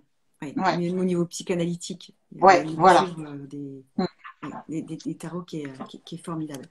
Aujourd'hui, je suppose que tu ne te sers pas, toi, personnellement, du tarot des flammes jumelles quand tu enseignes. Bon, ça peut m'arriver comme ça, pour le fun, on va dire. Mais effectivement, bon, moi je canalise directement les guides de lumière. C'est vrai que actuellement, depuis 2 ans, je fais beaucoup d'écriture médiumnique, mais uniquement pour des enseignements que j'ai d'énergie extérieure à la Terre, on va dire, d'extraterrestres, voilà, par rapport à tout ce qui se passe actuellement, par rapport à ce qui va se passer, tout ça. Mais sinon, moi, depuis des années, je canalise mes guides directement comme ça, donc je peux faire les cartes ou pas. De toute façon, que ce soit le pendule, les cartes, l'écriture, etc., ce ne sont que des supports. On peut faire de la canalisation médiumnique également. Voilà. Alors attends, là, tu as parlé d'extraterrestres, ça m'intéresse. Ça va. Raconte-nous. Mais quand tu parles d'extraterrestres, c'est quoi? Ils viennent d'où? Tu peux nous en dire un peu plus? Alors, il faut savoir que nous sommes tous des âmes. Les guides de lumière sont des âmes. Nous sommes des âmes. Nous sommes tous des âmes et on peut s'incarner sur Terre ou on peut s'incarner sur d'autres mondes. Voilà. La Terre est un des mondes les plus bas en vibration. Alors, c'est plus tout à fait vrai puisqu'on hausse nos vibrations, on va passer en 5D, tout ça. Il y a des mondes plus bas que la Terre où vivre est carrément un défi. Hein, c'est très compliqué. Et puis, il y a évidemment beaucoup de mondes qui sont plus évolués que les nôtres où la télépathie est monnaie courante, la médiumnité également, où on communique par la pensée, où il y a l'altruisme, l'amour, que des énergies positives, etc., où il y a plus de meurtres, de choses comme ça. Voilà, donc il y a différents mondes. Et comme je le disais au début, un médium, c'est pas seulement quelqu'un qui communique avec des personnes décédées. Voilà, et moi j'ai cette grande chance d'être instruite, hein, puisque ils sont venus à moi, hein, d'être enseignés par un collectif, voilà, par rapport à tout ce qui se passe actuellement. Voilà, qui sont des extraterrestres, enfin extérieurs à la Terre, des âmes extérieures à la Terre, on va dire. Voilà, sur Et quand d'autres tu dis mondes. par rapport à ce qui se passe aujourd'hui, Ah. que se passe-t-il aujourd'hui? Parce que alors, je fais référence encore une fois à ton livre sur concernant les flammes jumelles. Tu nous dis bien que, et c'est pour ça d'ailleurs qu'il y a autant de reconnexions flammes jumelles actuellement, pour faire évoluer le niveau vibratoire et ce fameux 5D. Alors, Ouais. on est à la 5G au niveau des téléphones, mais on est aussi à la 5D au niveau des âmes. Au niveau vibratoire. Ouais, c'est marrant, c'est excellent. Ouais, effectivement, bon, la Terre est en train de hausser ses vibrations. C'est pour ça qu'il y a effectivement, comme je le dis dans le livre, beaucoup de reconnexions de flammes jumelles, parce que les flammes jumelles qui ont bossé sur elles, qui sont dans l'âme, qui ont épuré leur ego, etc., et qui sont en harmonie, c'est de la bombe atomique positive, bien sûr, pour l'énergie planétaire, hein, parce que il faut savoir que dans tout l'univers et dans tous les univers, ce qui tient les univers, c'est cette énergie, ce chi, cette énergie d'amour. D'accord? Et donc, l'amour qui passe entre deux flammes jumelles dans une belle harmonie, etc., c'est d'une puissance phénoménale, phénoménale. Et donc, ça aide au changement vibratoire. Que ces personnes-là en soient conscientes ou non. Le fait d'être et d'être en harmonie, d'avoir bossé sur elles, c'est pour ça qu'actuellement, flammes jumelles ou pas, on nous incite vraiment à travailler sur nous, à gérer nos peurs, à faire nos choix, à nous enraciner, à être ancrés. C'est l'heure des choix, parce que justement, dans la 5D dans laquelle la Terre va passer, il n'y aura plus de dualité. Je vous l'ai dit tout à l'heure, on est dans un monde de dualité, on passe notre vie à faire des choix. Ben là, c'est l'heure vraiment du choix qui va nous permettre soit de passer en 5D parce qu'on va accompagner les énergies, et après, on va être dans des énergies vraiment merveilleuses ou magnifiques, j'ai envie de dire, même si voilà, ça fait un peu bisounours, mais voilà. Soit, bah, si on fait le mauvais choix, on va rester en 3D. Voilà, parce que la Terre, de toute façon, elle va ascensionner en 5D. Donc, on doit accompagner ces changements. Ouais. Mais quand tu dis 5D, est-ce que nous, de notre vivant, là, dans cette vie-là, est-ce qu'on le verra, ça, cette évolution et ce 5D ou pas? Oui, je pense qu'on le verra. Je pense qu'on le verra. Nos petits-enfants, en tout cas, ça c'est certain, je pense qu'on le verra. Après, beaucoup, j'explique d'ailleurs très bien dans le livre Flamme Jumelle la différence entre la 3D et la 5D, ce qu'est la 3D, ce qu'est la 4D, ce qu'est la 5D. Mais comment dire, la 5D, en fait, beaucoup le verront, je pense. Mais il y a actuellement déjà beaucoup de personnes qui sont plus ou moins en 5D. Moi, alors, je suis pas complètement en 5D, mais je me sens vraiment en 5D. Pourquoi je dis ça? Parce que je pense que ça va parler à beaucoup de personnes peut-être. Avec tout ce qui se passe actuellement, c'est comme si je me sentais spectatrice, comme si j'étais devant une vitrine et que derrière, je peux plus accéder à derrière la vitrine, et derrière la vitrine, je vois l'abondance de bouffe, de trucs, de machins, voilà. Et moi, je suis spectatrice, je suis devant cette vitrine et ça ne m'intéresse plus ou moins. Je me sens, comment dire, je me sens désalignée de la 3D, je me sens désalignée de la plupart des, par exemple, regarder la télé, aller faire les magasins. Je me sens déconnectée de tout ça. C'est comme si les autres étaient sous une bulle et que je suis en dehors de la bulle et que je vois plus le temps passer de la même façon, que je n'ai plus le même concept. Je me sens pas plus concernée et je vais vraiment vers des choses plus lumineuses. Et on le voit. D'ailleurs, je me groupe de plus en plus. Alors moi, j'ai toujours fait cavalier seul. Les guides m'ont toujours demandé de tracer ma route toute seule. Et ben là, depuis 1 an, 2 ans, justement, au contraire, comme par hasard, je fais des rencontres avec des personnes qui sont sur la même vibration que moi. Et dans ma vie, les personnes, j'ai des amis, y compris des amis de longue date, ou des connaissances, etc., ça se délite parce qu'elles ne sont plus sur la même vibration que moi, ou moi, je ne suis plus sur la même vibration qu'elles et ça ne m'intéresse plus ou moins. Il n'y a pas de colère, il n'y a rien. C'est les situations, les personnes, les relations se délitent Et paradoxalement, je rencontre d'autres personnes avec qui ça match, avec qui ça vibre, avec qui je suis sur la même vibration. Bah, c'est ça. Je sais pas si ça peut parler aux gens, mais si vous vivez ça, c'est en train de faire un processus de scission 3D, 5D, en fait. C'est un exemple parmi d'autres. Il n'y a pas que ça. Mais voilà. Ouais, ça contribue. Ceux qui ne vont pas évoluer. Ouais. D'accord. Ceux qui restent sur une position et qui ne bougent pas. Qu'est-ce qui va se passer pour eux? Bah, ça va être très, très, très difficile. Ça va être très, très compliqué pour eux. Ça va être très souffrant.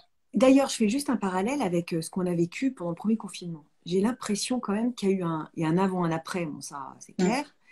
Mais je trouve que énergétiquement, il y a un avant, un après. En tous les cas, je le ressens comme ça. Ouais.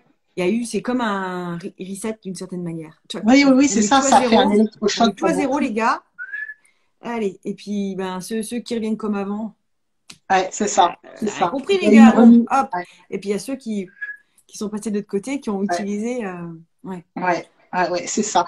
Et moi, mes guides, j'avais vraiment l'image de deux continents qui s'éloignent, un continent 3D, un continent 5D, et on me faisait prendre les gens de la 3D, les balancer sur l'autre continent, les balancer, c'est une image, les balancer sur la 5D, mais le problème, c'est que là, les continents s'éloignent de plus en plus, et maintenant, ça commence à être trop tard, on ne peut plus prendre les gens et les balancer vers la 5D, vers l'autre continent est trop éloigné.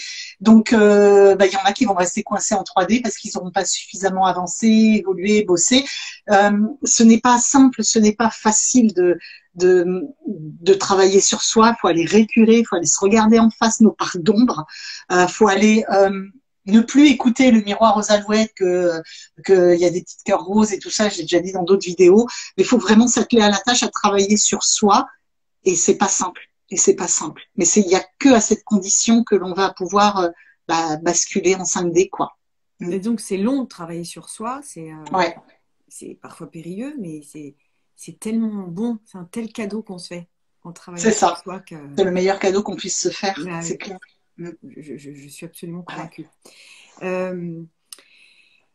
Qu'est-ce que je voulais te dire? Oui, tu dis aussi, on revient sur les anges, on revient sur ton premier livre, Pratique médiumnique. On parle des anges. On a un ange depuis la naissance. Tu sais, parfois on entend, tu sais, il y a des noms. Alors, attends, oui, je sais. Par exemple, ça, c'est acheté ou pas? Alors, ceux d'Aziel, tous les livres d'Aziel, qu'est-ce qu'on en fait?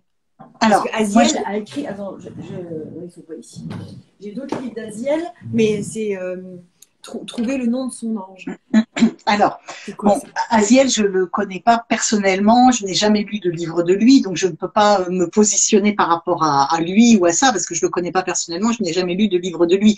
Moi, je ne peux parler que de ma vérité propre et de ma vérité à moi, mais je ne dis pas que c'est la vérité avec un grand V, et que j'ai la vérité, qu'il faut suivre ce que je dis. Je ne parle que ce que je connais, ce dont j'ai été instruite par mes guides. Donc, dans ma vérité, voilà, mais qui n'est peut-être pas la vérité de tous, je ne crois pas à l'ange de naissance. Pourquoi? Et d'ailleurs, je l'explique très bien dans mon dernier livre. Pourquoi?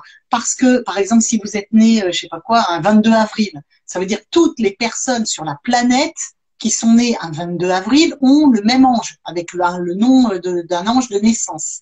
Or, toutes les personnes nées un 22 avril n'ont pas la même évolution. Non. Par exemple, je dis n'importe quoi, mais le Dalai Lama, par exemple, il n'est pas né un 22 avril, mais voilà, imaginons, Dalai Lama, il est né un 22 avril, et puis le pire des assassins, il est né un 22 avril. Vous pensez bien que ils n'ont pas les mêmes guides qui les guident, parce qu'ils n'ont pas la même ouverture de conscience, ils n'ont pas le même cheminement, ils n'ont pas les mêmes missions de vie. Enfin, voilà. Le même taux vibratoire, oui.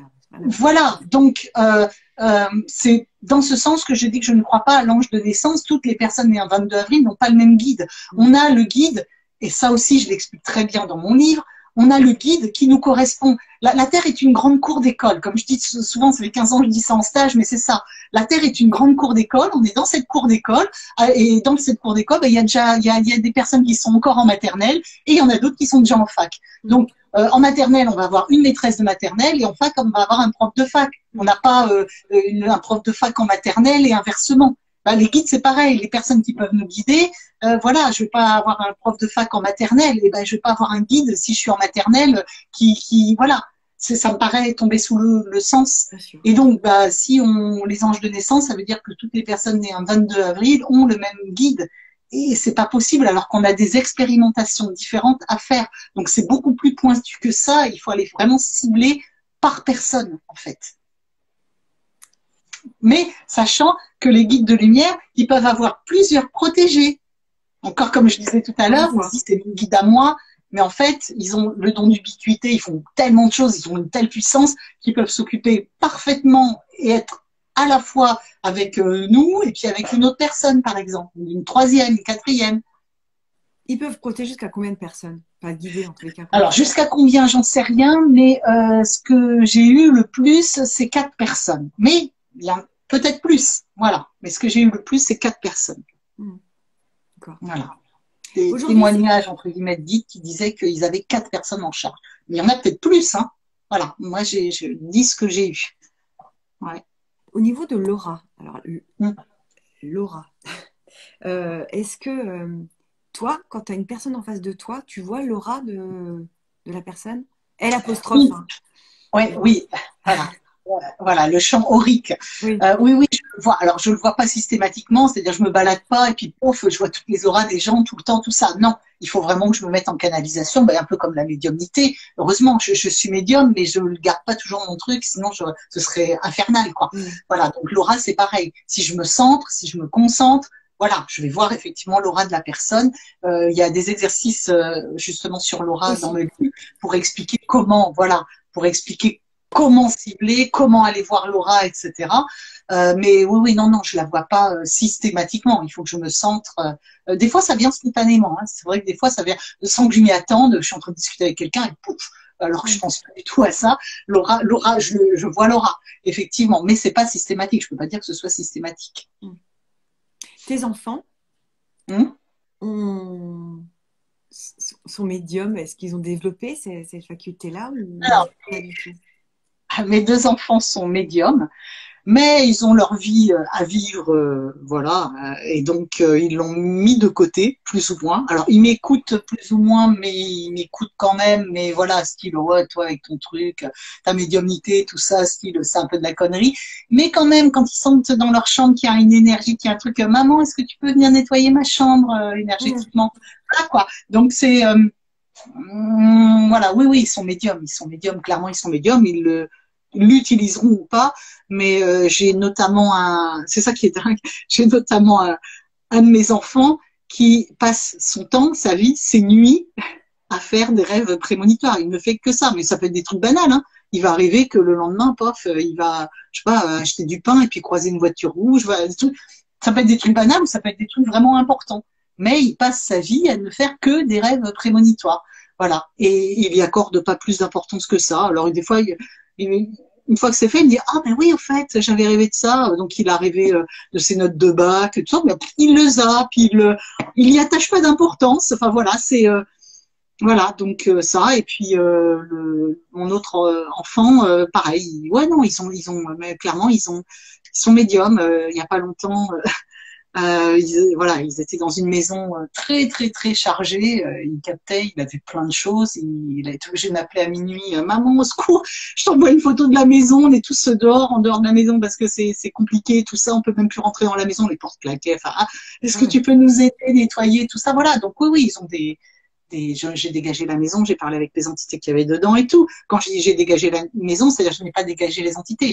J'ai parlementé, j'ai aéré énergétiquement la maison, etc. Mais bon, ils viennent parce que il les a captés, donc voilà.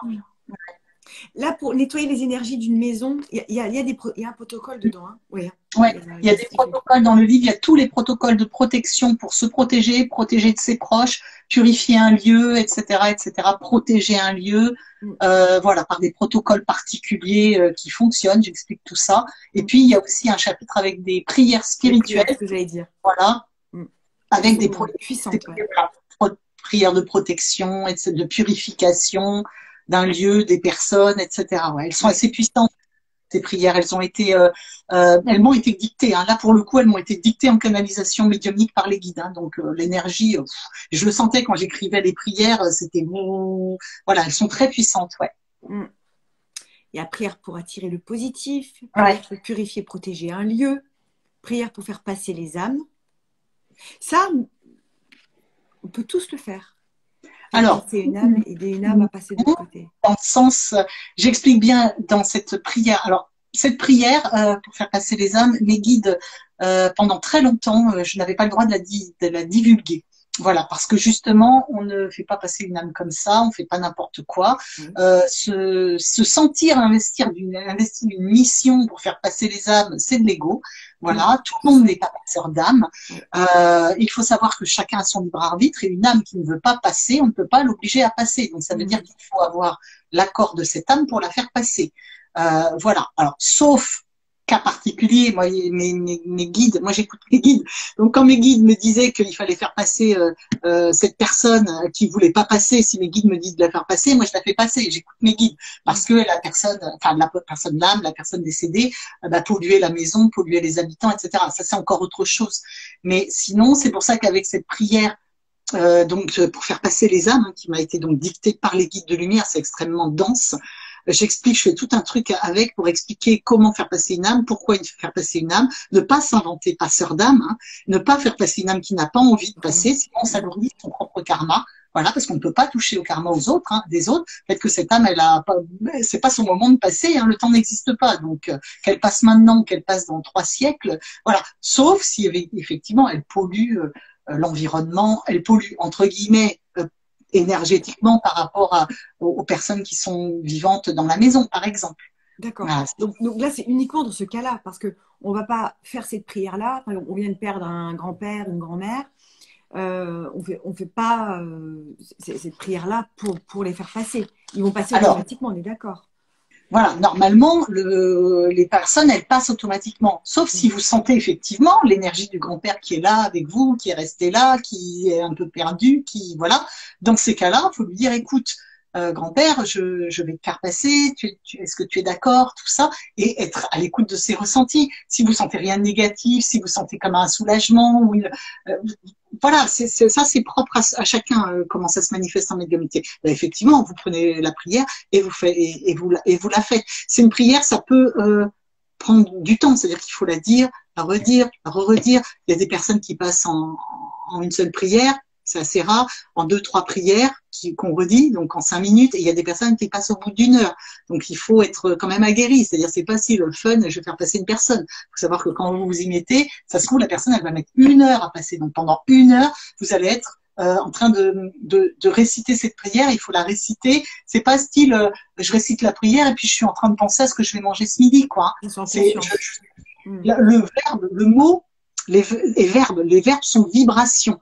Donc c'est des mantras, c'est comme des mantras. Donc c'est vraiment, le verbe a un impact pour aider la personne énergétiquement à passer. Donc il faut vraiment, j'explique tout ça dans le livre, mais il faut vraiment centrer, faut pas faire n'importe quoi en fait. Voilà. Mais il faut faire finalement confiance à ses ressentis. Oui.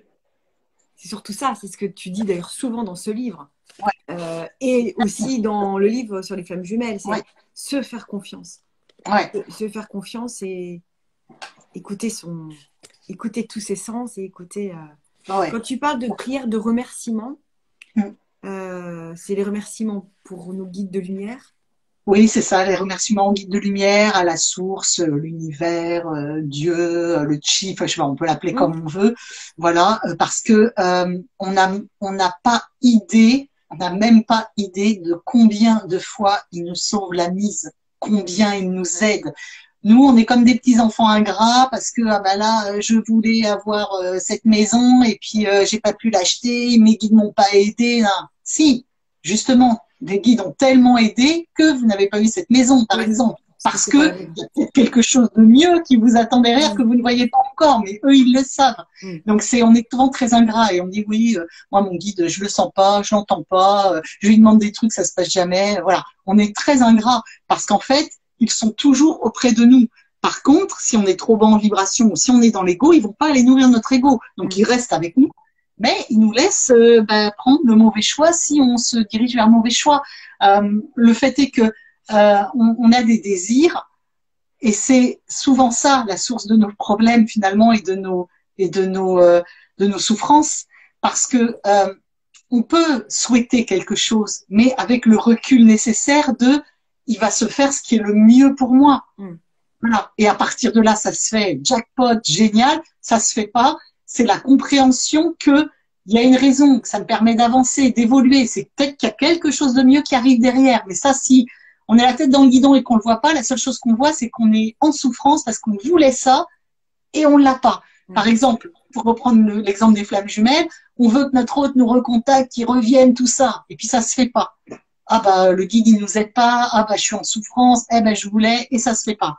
Mais alors qu'en fait, c'est du pain béni. Parce que ça veut dire, ça montre qu'on a encore besoin de bosser, qu'il faut encore travailler sur l'amour de nous-mêmes.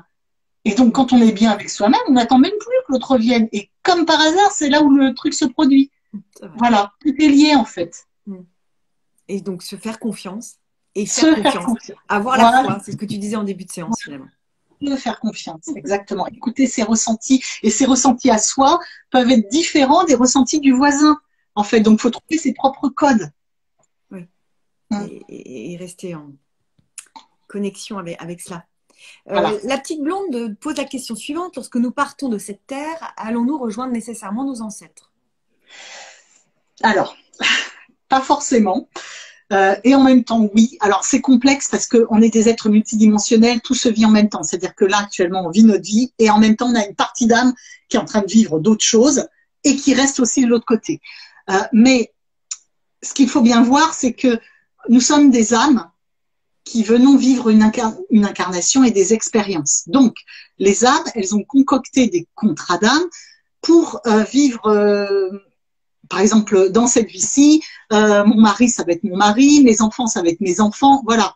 Mais dans d'autres vies, peut-être que ces enfants-là, c'était mon mari, c'était ma mère, par exemple. On change de, voilà, on expérimente différentes facettes. Et puis, ce mari, il décède et effectivement, on espère le retrouver de l'autre côté. Ok, mais sauf que on a peut-être des milliers de vies derrière nous. Donc ça veut dire quand on va revenir de l'autre côté, on a peut-être des milliers et des milliers de maris aussi. Vous voyez ce que je veux dire? Et oui, puisque voilà, là, l'âme de notre mari a accepté de venir ici et de servir de mari dans cette vie-ci pour qu'on expérimente ça ou ça. Mais une fois de l'autre côté, il va peut-être se réincarner et puis il aura une autre femme ou ça deviendra notre enfant ou on le reverra pas de 5 ans de vie. Enfin voilà, d'un point de vue de l'âme, bien évidemment. Oui, encore une fois. Voilà, hein, voilà. Mais en général, est-ce qu'on se réincarne tout de suite derrière? C'est pas obligatoire. Non. Le temps n'existe pas. Hein, donc qu'on se réincarne tout de suite, qu'on se réincarne dans 3000 ans, ça n'a aucune espèce d'importance. Oui. L'âme se réincarne en fonction de l'époque, en fonction de ce qui est le mieux pour elle pour cheminer, avancer, expérimenter. Par contre, je voudrais juste ajouter, parce que ça peut être très, très, très souffrant quand on perd quelqu'un qu'on aime, c'est d'une souffrance atroce et extrême. Donc, bien évidemment que dans ces cas-là, même si, parce que tout se vit en même temps et que la personne peut-être a besoin ou envie de se réincarner, lorsque ce sera votre tour de partir, vous retrouverez la personne de l'autre côté, même si elle est en partie réincarnée, même si, voilà, bien évidemment, hein, c'est pas style, oh ben non, j'arrive de l'autre côté, j'ai souffert toute ma vie, j'attendais de revoir mon chéri, et puis non, ça se passe pas comme ça. Il y a de l'amour, tout ça c'est de l'amour, donc on retrouve les personnes qu'on aime, comme les animaux d'ailleurs, qu'on a aimés ou qui nous ont aimés. D'accord. Chouette. Ouais. Qu'est-ce que je vais dire? Quelle est ton actualité? Quels sont tes futurs projets là? Tu fais quoi là? Alors, mon actualité, donc ben voilà, c'est la sortie de mon dernier livre. Là, il est sorti il y a 3 semaines. Oui, hein, c'est récent. Voilà. Sinon, j'ai arrêté actuellement tous mes stages. Je faisais des stages depuis une quinzaine d'années. J'ai arrêté mes voyages spirituels. J'emmenais des gens en voyage spirituel pour l'avancement de soi aux 4 coins du monde. Voilà, j'ai également arrêté ça. J'ai arrêté également les conférences. Voilà, donc je fais effectivement en visio. J'espère pouvoir reprendre tout ça parce que rien ne vaut le présentiel et effectivement pouvoir toucher les gens, pouvoir dialoguer, pouvoir échanger. Je vois hein, dans mes stages, c'est tellement vivant, convivial, intense, ça dépote. Enfin ouais, donc j'espère pouvoir refaire du présentiel, que ce soit pour les stages, les conférences ou les voyages. Mais bon, actuellement ce n'est pas possible pour moi, ce n'est pas compatible par rapport à ce qu'on vit. Voilà, je vais pas enchaîner là-dessus, mais du coup, je me mets en retrait par rapport à ça et je fais différemment. Voilà, je maintiens par contre les consultations médiumniques, puisque là, il n'y a pas besoin de présentiel, je le fais par téléphone et ça fonctionne extrêmement bien. Voilà, donc je maintiens les consultations médiumniques, flammes jumelles et autres d'ailleurs. Oui, alors d'ailleurs, j'en profite, tout est sur mon site. Si vous voulez une consultation médiumnique, c'est sur mon site. Lorsque vous allez alors c'est la rubrique consultation médiumnique, il y a un petit calendrier en bas. Quand il est grisé, qu'on ne peut plus accéder, qu'on ne peut pas accéder aux dates, c'est que tout est complet. Donc, je remets au fur et à mesure des possibilités de consultation, mais c'est vrai que ça se remplit très très vite. Des fois, en 1 heure, il n'y a plus de place. Donc, je remets au fur et à mesure. Je vais certainement remettre là des consultations pour fin octobre au début novembre, voilà. Mais c'est vrai que ça se remplit très vite. Donc après, ça ne sert à rien de me dire votre truc il bug ou de m'envoyer des mails. C'est que non, c'est qu'il n'y a plus de place. Parce que avant, il y a quelques années, je mettais le calendrier en place sur une année. Les gens ils prenaient jusqu'à 1 an à l'avance au niveau et moi c'est pas possible, ça me bloque. Dans 1 an, je sais pas ce que je ferai, où je serai. Voilà. Donc c'est pour ça que je préfère mettre au fur et à mesure. Voilà. Et puis sinon au niveau de mon actualité, eh bien, je vais sortir beaucoup de choses en 2022, voilà. Donc en scoop, je vais sortir des cartes, voilà, des oracles, voilà, plusieurs types d'oracles normalement, voilà, si tout va bien. Peut-être même également un livre aussi, encore. Voilà, donc je suis très inspirée, très créative, très productive. Voilà. Voilà. Et donc il y a quelque chose là déjà qui sort normalement dès 2022 et puis après sur l'année 2022. Voilà, normalement. Vivement la suite, parce que tout est un régal absolu. Juste une dernière question, parce que c'est ça qui est intéressante. Un animal reste un animal d'une vie à une autre. Il se réincarne un animal ou il évolue aussi et par exemple un chat peut devenir un lion. Bon, alors ça c'est la théorie de la métempsychose et je n'adhère pas à cette théorie. Encore une fois, je vais parler que de ce que je connais, de ma vérité, ce dont j'ai été instruite par mes guides. Mais je dis pas que j'ai la vérité avec un grand V. Mais en fait, tout a une âme. C'est-à-dire que les minéraux ont une âme, les végétaux ont une âme, les animaux ont une âme, les humains ont une âme, les planètes ont une âme, etc. Sauf que c'est pas le même règne. Il y a le règne minéral, végétal, animal, humain, cosmique, etc. Ce n'est pas les mêmes règnes. Et il n'y a pas, il n'y a pas d'interaction entre les règnes. C'est-à-dire que, alors il y a interaction entre les règnes, puisque nous, êtres humains, sans minéraux, végétaux, animaux, on vit pas, on meurt. Donc il y a des interactions. Par contre, à l'inverse, notre planète est également une âme.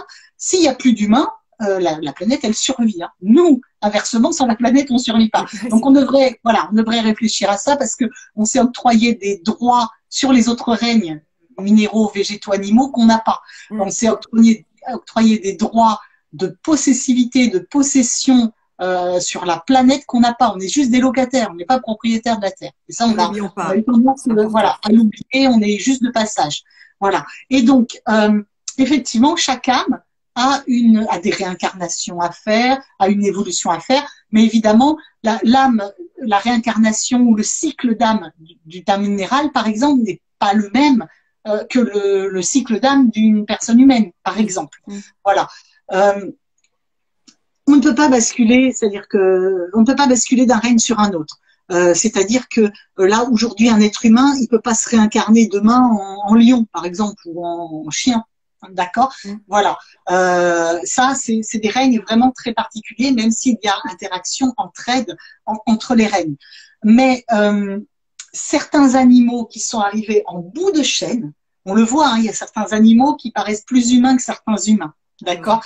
Voilà, certains animaux qui sont arrivés en bout de chaîne de leur évolution peuvent basculer sous certaines conditions sur le règne humain et ils se retrouvent donc au bas de l'échelle du règne humain et donc ça en fait des humains très peu humains ou très qui ont à évoluer, d'accord, voilà. Ils sniffent les fesses des gens dans la rue.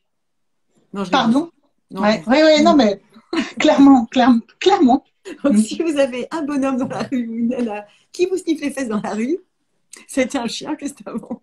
Voilà, par exemple, exactement. On le voit, on n'est pas tous au même niveau. Hein. Non, non, c'est certain.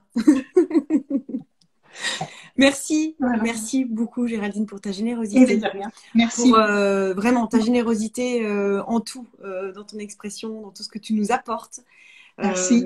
dans à la fois ce que tu as fait déjà jusqu'à aujourd'hui, ton tarot flamme jumelle, ton livre Vivre sereinement, votre relation flamme jumelle, et puis ton petit dernier bébé, et qui est formidable, vraiment, je vous le recommande. Pratique médiumnique aux éditions Exergue. Vraiment. Merci, merci pour merci tout à ça. toi. Merci à toi de m'avoir accueilli. Merci d'être là. Merci Géraldine. Merci à toutes et à tous d'avoir merci à tous. Suivi. Alors, il y a un livre à gagner. Oui, tirage au sort demain. Et c'est Géraldine Garance. C'est Géraldine qui tirera au sort la personne qui gagnera un exemplaire de son ouvrage. Voilà. Ok, super. Je n'ai pas de parti pris, donc je vais vraiment tirer au sort, au pif, au hasard. Et puis, voilà, les guides seront là pour, voilà, tout simplement. Merci infiniment, Julie, à toi de m'avoir accueilli. C'était très sympa notre papotage. J'ai adoré. Merci et merci à toutes les personnes qui ont envoyé des cœurs et tout. Il y a une myriade de cœurs. J'adore. Merci à tous. Merci. Pour le petit cœur blanc là, c'est magique. Merci. Très belle journée. À bientôt. Et vive la 5D. Ouais. Au revoir. Au revoir.